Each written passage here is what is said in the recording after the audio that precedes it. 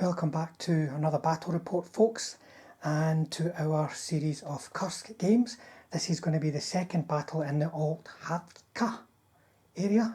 Apologies again for the pronunciation. You're probably never going to find that. Starts with an OLK, and the rest is just however you pronounce it. So this is the second game. You may recall the first game, the Germans attacked with a Panzer company, and it was very, very small in numbers, and the Soviets just kind of rolled over them towards the end of the game. Now you can see the numbers comparative in this game are a bit similar, because this time Brian's taken a Panzer Grenadier company.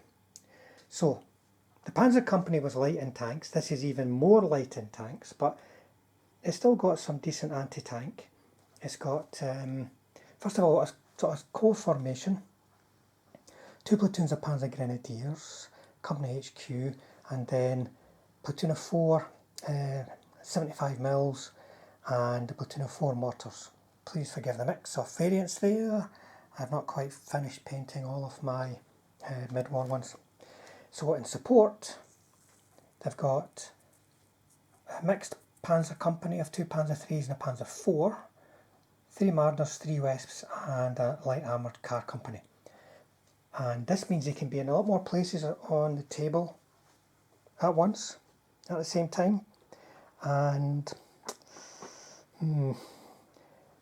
not sure how he's going to cope with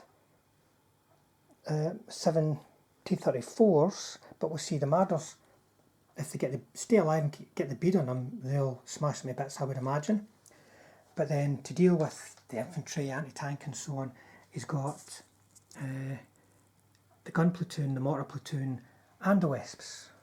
So that's a lot more template type weapons from the mortars and the Wesps, and potentially 2 sources of smoke.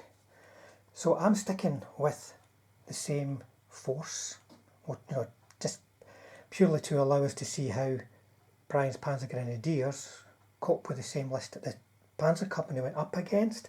We're going to play the same mission, which will be outflanked. I'll show you that again before the game begins. We're just going to imagine these guys have been reinforced back up to the starting strength. So core formation is 3 platoons. These are the Hero Motostrelkovi, so they are at best only confident. They need the Commissar to stay alive, otherwise they go too reluctant. And there's 2 platoons of 10 and a platoon of 7. And within the formation I've also got 4 2s, 76 mils, 6 mortars, and in support 4 3s, now they're really good with anti-tank 11, and 7 ordinary T-34, so they're the ones that are skill checking on a 5, hit on a 2, really quite vulnerable. But in mid-war they've got decent armour and an okay gun against your average medium tank. But these guys here could have a lot of fun against the German half-tracks. They'll just smash them to bits. So Brian will have to be careful. So we'll go to deployment, and then I'll show you the mission at the same time. So here is the mission, outflanked. You can see the sort of L-shaped deployment zone for the attacker, the squarish rectangle deployment zone for the defender. How that looks in this game is that corner over there. You can see the white dice, the brown dice, and then the white dice. So the white dice right up to the end of the table is a deployment zone, and the brown dice up until 8 inches away from the end of the table is where the objectives can go. So Brian's put one in here, and all the way over there just to stretch out my line as much as possible. Now the special rules for the mission rather, is ambush, immediate reserves, and no spearhead for me, but I don't have any scouts in this list. So let's start off with my deployment, why not? So I put my ZIS 2 guns plus a 10 stand infantry platoon around this objective, Brian has got his Wesps and his mortars ranged in on that objective. I put another 10 base platoon on that objective, and then in these houses and around the back and over there is a 7 base platoon.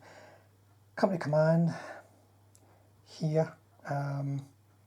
He maybe needs to be further down, to be honest, but you can't.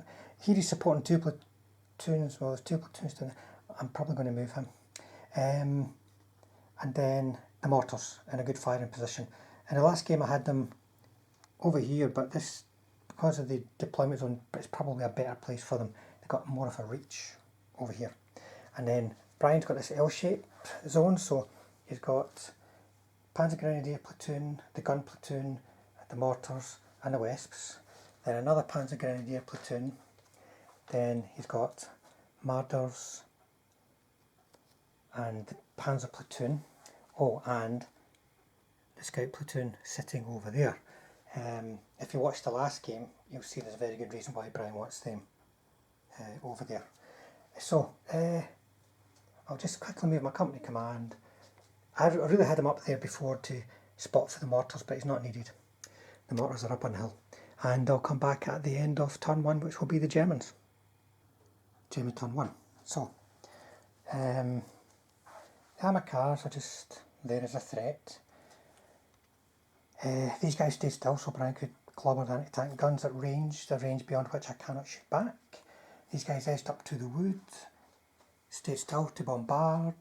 Then everybody here dashed and followed me wherever required for a bit of a flank attack. And it is quite an exposed flank, to be honest. So, as far as shooting goes, you can see they are one of these. Let me see. The anti-tank gun there was killed by the Marders, and the other anti-tank gun and 1 base of infantry was killed by the combined efforts of the mortars and the Wesps.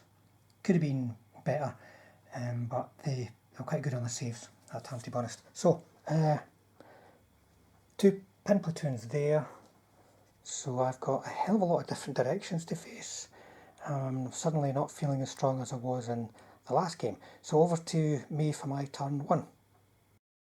Soviet turn 1, no reserves this turn, everything unpinned over here. These guys decided to move off to the side to get some shots onto the gun platoon. They didn't get any hits, only had 1 shot each. The mortars, on the 3rd attempt, managed to range in over there against those mortars. They don't stand a great chance of doing any damage to them, but it's probably going to be needed because this is going to get thinned down by them, and if I can do anything to reduce their effectiveness. So that was it really for shooting. Oh yeah, I made a mistake at the start with deployment. I had guys deployed outside my deployment zone. You maybe picked up on that. So I moved them back. So they've now started kind of here and in the house, and they moved over so that they can start to dig in along this line next turn, hopefully. And that's a bit of a flank against all this that's coming around. So over to Germans for Brian's turn 2. German turn 2. So stayed put to fire, edged over to get line of sight on the Zis guns, started to push up with the hill protecting them on the flank. These guys moved in behind the woods. These guys stayed put, and these guys moved up at dash speed again. So in terms of shooting, the mortars and artillery kept ranged in over here, but only killed 1 base, killed the command base. The Zis gun was killed by the Marders. That's him dispatched 2 Zis guns so far, which is pretty good. The tanks tried to get mortars, but never managed it. And then these guys fired across at the surviving Zis gun, but it made 2 saves. So the Germans are pushing on, and I'm trying to reposition myself, but I'm running out of anti-tank guns. I've got to think about where my ambush is going to go and hope I get reserves next turn. Soviet turn 2. Got the reserves and they've dashed in behind the hill here to protect that flank. I popped the ambush, managed to unpin these guys. I just no more managed to squeeze in 2 at short range, which meant in the end 3 of them got hit. If they'd have been at long range, I would only got 1 hit. But as it was, 3 got hit, 2 failed to save, and 2 destroyed, so oh dear. The anti-tank gun legged it. The mortars continued to range in on those mortars, but managed 2 hits, but they managed a save. So, I think the initiative's back with me now. But we'll see, because Brian's now got an opportunity to smash these to bits. I may have destroyed a tank platoon, but I may also lose my last anti-tank guns, which will leave everything down to these guys, but, you know, they're not too bad against what's left on the table.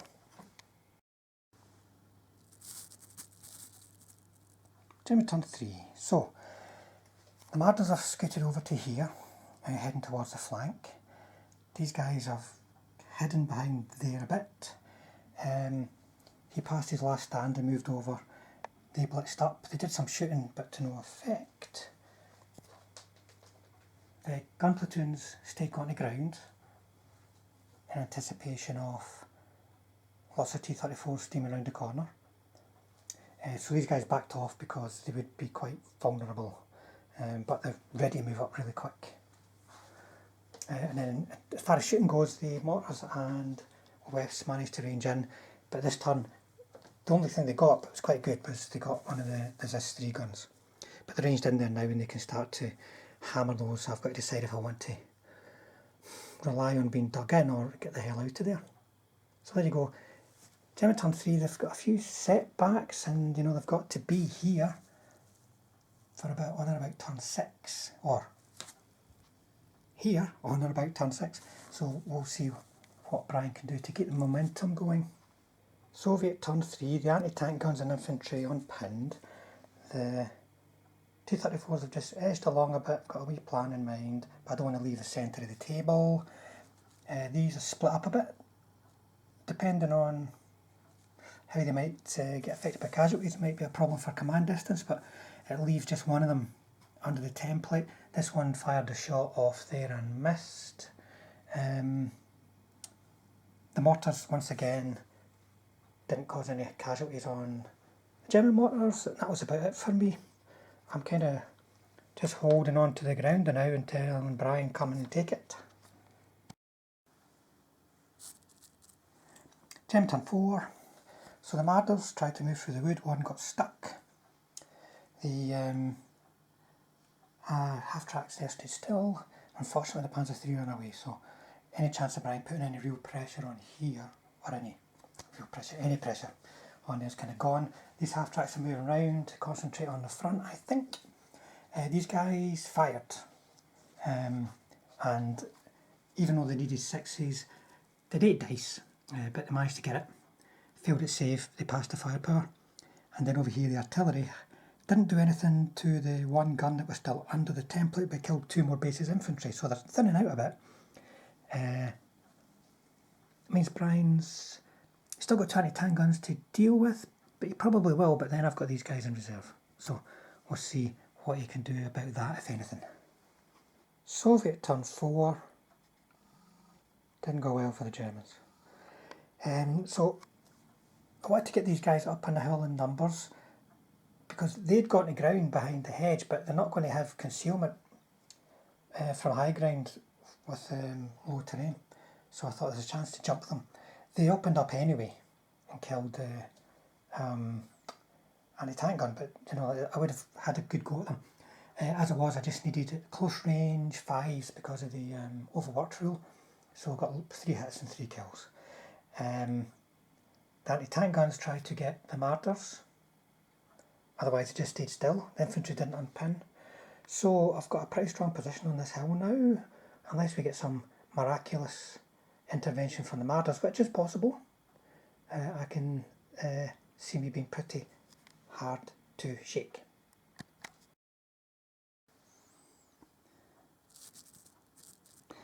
German turn 5. Excuse me, 5. So what happened there?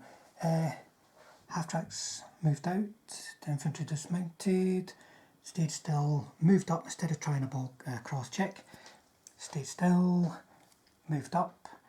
He passed his last stand, then he moved around, then over on the other side. Oh, I've actually, right, we'll go back to Brian, we need to do an assault there. Desperate times. So, smoke barrage for the mortars along here to try and concentrate on the guns, deal with things piecemeal, but it didn't have much luck, to be honest. They made every save apart from a couple of machine gun hits and one Wesp hit. Now the Wesp should have killed it, but he rolled a 2 up for his 3 up firepower. But things are desperate now, he needs to get to that objective, or as we'll see, he might get to that, but I doubt it. But he's got to get within 8 inches of that objective now. He really wanted to get rid of that so he could get some assaults on the go, like mount up in his half tracks, in with armoured assault. It's still a possibility, but it would have been more likely with that out of the way, because that could give counter fire to the flank, that front corner. Right, so we'll do that assault, and we'll probably just cover it in my next turn. Soviet turn 5, everything unpinned, it was under the artillery template, and the infantry on this objective also unpinned. Oh, what happened there, by the way, in the assault? The one armoured car got bailed out on the way in. The other one came in and didn't get any hits, but the Soviets broke off. But in my turn, the unpinned ran up and clobbered them, and that was the end of the armoured cars. But desperate times. And over here, the mortars ranged in, but didn't do any damage on the Marders. The anti-tank guns, one of the ones at long range managed to get a hit, so that dealt with one of the Marders. These guys are staying put at the moment, still very much supporting that objective. So we'll see what Brian can do next turn. He's got to do something. Something has to happen. So, critical turn 6 for this mission. So what happened? So first of all, the Wefs went to put a smoke barrage down, and you might ask yourself, where's the smoke? Well, you don't get a smoke barrage if you roll 2 1s and a 2. So these half tracks are going, where's the smoke?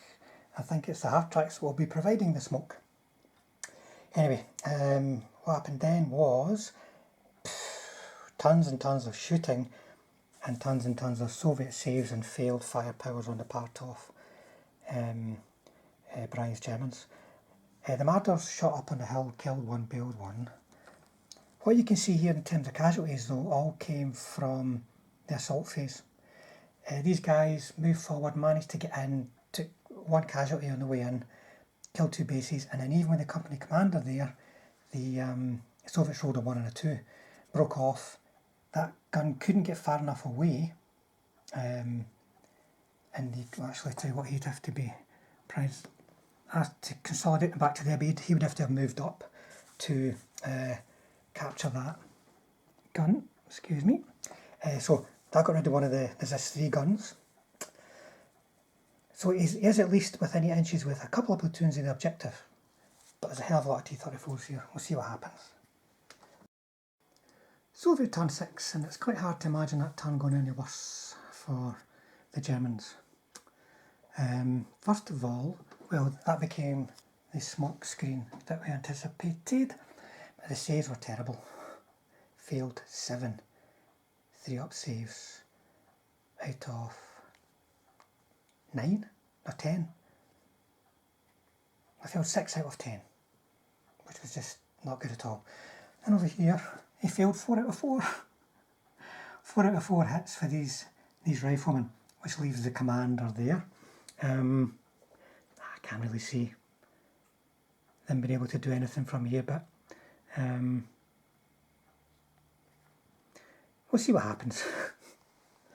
Otherwise, by the way, these guys just moved up, ready to attack from the flank. I'll just come down to this miss with the the smoke screen. I could have piled over the hedge, but that would have been tricky and would have reduced my rate of fire and made it harder for me to hit. As it was, I was hitting them on 4s. But anyway, we'll see what happens in this German turn 7 anyway. German turn 7. So, what happened in this turn? The infantry platoons, the two surviving platoons, such as they are, there's 3 bases in total, moved up to get ready for an assault.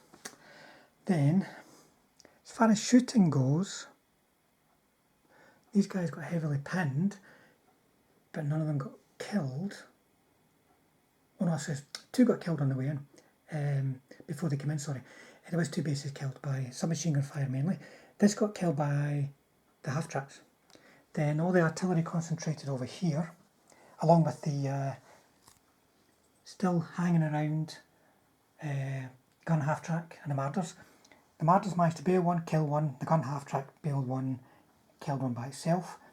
The Wesps managed to double bail 1, and that finished that off.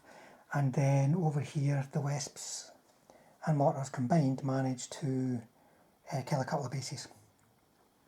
So, looking down here, I'm just seeing what I've actually got left here. This platoon still got 3 bases, so it's still in good spirits. The assault went in, by the way, and it took 5 hits. Only 1 base got killed, one in the company command platoon, but they were pushed back with the 5 hits. Otherwise, there was a chance something could have happened. You never know. So, we'll see if we're going to do a Soviet turn 7.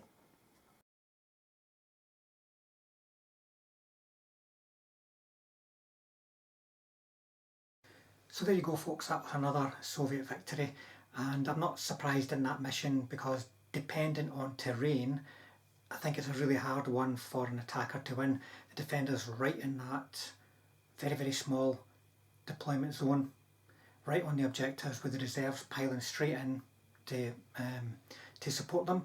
If you had a huge, massive army, it might be difficult to do anything useful in that small area, but I think it's quite a difficult one for the attacker to win. Brian's list was really interesting, quite liked it. I think in a more mobile kind of game it would do quite well. In this mission though, with the head-on clash, Brian relied on getting a bit of luck at the right time and it didn't happen. He wanted to force me to pop my ambush in one place and then send his tanks off to that other objective with the armoured cars to try and put pressure there, put pressure on the other side, but my ambush was just too good. Those 57mm guns in mid-war, anti-tank 11, they're a real hard hitting, hard to kill unit. So hope you enjoyed the game. Got a few lessons about mid-war Eastern Front again from it, and we've got another one coming up for you next week, folks. And there's not been a lot of painting from me, by the way, recently. Most of what you see has been recorded a while ago because of terrible eye infection for weeks, to be honest. I think it's an eye infection anyway. It just won't settle down, but I'm hopefully going to get back to it. But in the meantime, I have been lots of changes in the painting room. I won't show you anything just now, but you will see shortly some changes to how we do our presentation.